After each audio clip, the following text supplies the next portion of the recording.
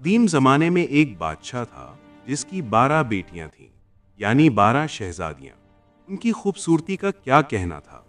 सब की सब एक से बढ़कर एक थीं। बादशाह ने उनकी शादी करने का फैसला किया। उसको एक हैरान कुन राज का पता चला कि शहजादियां रात भर रक्स करने के लिए जाती हैं, मगर किसी को भी नहीं पता चलता कि वो कहाँ जाती हैं। बादशाह बहुत परेशान था।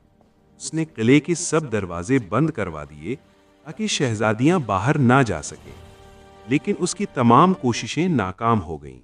वो परेशान था कि आखिर माजरा क्या है। बादशाह ने ऐलान करवाया कि जो कोई शहजादियों के रक्स का पता लगाएगा, उसे अपनी पसंदीदा शहजादी से शादी करने का मौका मिलेगा, और वो मेरे मरने के बाद बादशाह भी बना दिया जाएगा। और अगर वो 3 दिन में इस राज का पर्दाफाश ना कर पाया तो उसे मौत की सजा दे दी जाएगी। ये खबर रियासत में हर तरफ फैल गई। एक शहजादा आया जो रक्स के राज का पता लगाना चाहता था। उसने कहा, मैं आपकी पड़ोसी रियासत का शहजादा हूं और शहजादियों के रक्स का पता लगाने आया हूं। बादशाह ने उसका इस्तकबाल किया। रात का खाना खाने के बाद उसे शहजादियों के कमरे के साथ वाला कमरा सोने के लिए दे दिया गया। शहजादियों के कमरे का दरवाजा खुला रखा गया और शहजादे का पलंग ऐसे रखा गया कि वो सारी रात उन पर नजर रख सके। रात को शहजादियां उसके लिए शरबत लेकर आईं, जिसको पीते ही उसे नींद आ गई। जब उसकी आंख खुली तो शहजादियां रक्स करके वापस आ चुकी थीं। तीनों दिन ऐसे ही चलता रहा। चौथे दिन जब शहजादा बादशाह के सामने हाजिर हुआ तो उसके पास बादशाह के सवालों का कोई जवाब ना था। बादशाह ने उसे मौत की सजा दे दी। यूं ही बहुत से लोग आए, लेकिन सब नाकाम रहे। फिर एक दिन एक जख्मी सिपाही अपनी किस्मत आजमाने बादशाह की रियासत की तरफ चल पड़ा।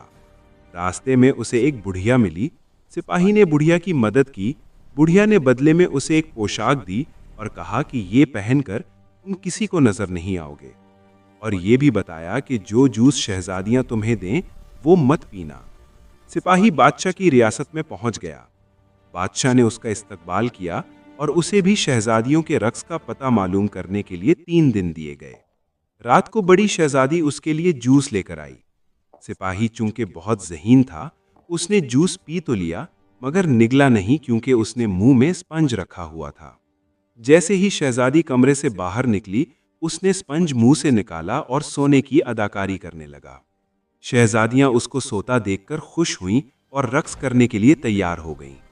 सबसे बड़ी शहजादी ने अपना पांव जोर से अपने पलंग पर मारा, वो जमीन दोज हो गया, और फिर सारी शहजादियां उस खुफिया रास्ते से नीचे उतरने लगीं। सिपाही ये सब देख रहा था। उसने बुढ़िया की दी हुई पोशाक पहन ली और उनका पीछा करने लगा।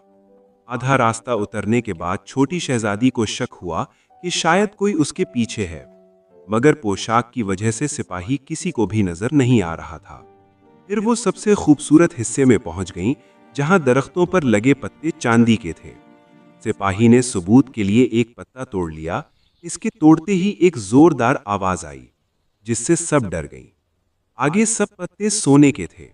सिपाही ने एक सोने का पत्ता भी तोड़ लिया और आगे जाके एक हीरा भी सबूत के लिए ले लिया।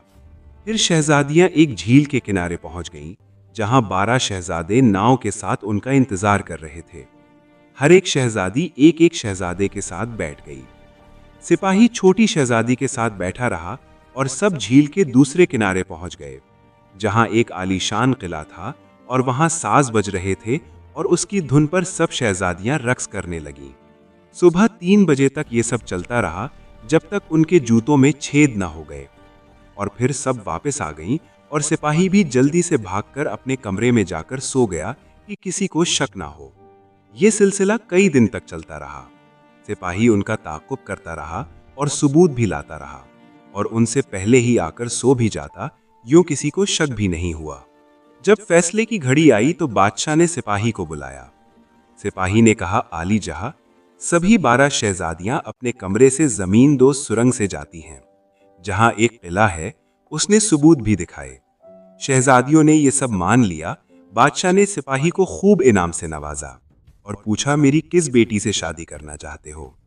उसने सबसे बड़ी शहजादी को पसंद किया, और फिर दोनों की शादी धूमधाम से कर दी गई। बादशाह ने ऐलान किया कि मेरी वफात के बाद मेरा दामाद इस सल्तनत का बादशाह होगा, और फिर सभी हंसी खुशी रहने लगे।